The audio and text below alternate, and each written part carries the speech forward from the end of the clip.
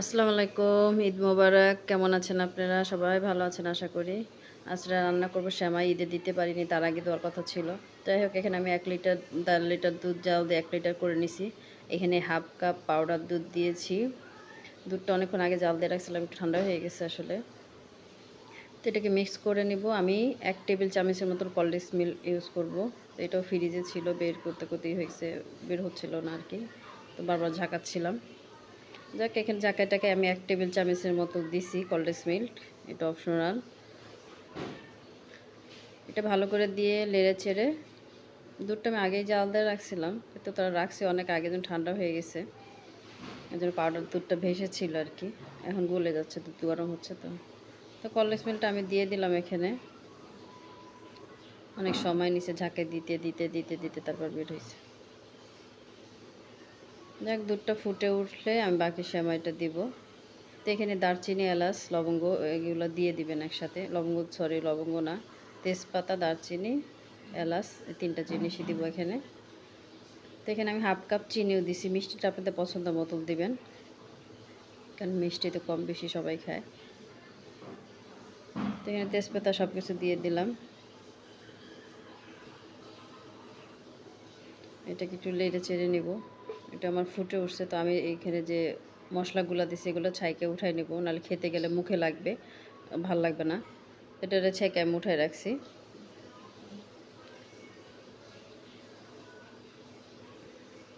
তো সেমাই আমি পুরো একটা সেমাই দিয়ে দিব এখানে। আমি সেমাই নিছি রাঁধুনি যে সেমাইটা, সেটা নিছি এখানে।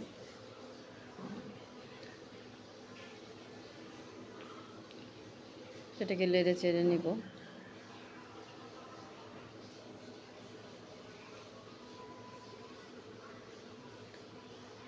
এখানে আমি কিছু কিশমিশ দিয়ে দিব।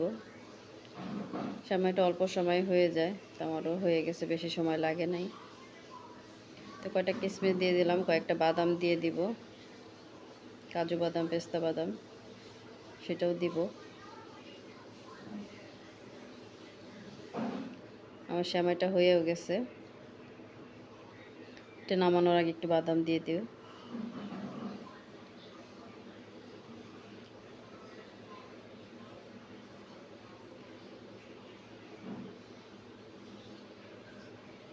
এখন আমি এটাকে একটু লাড়াচাড়া দিয়ে একটা বাটিতে ঢেলে নিব।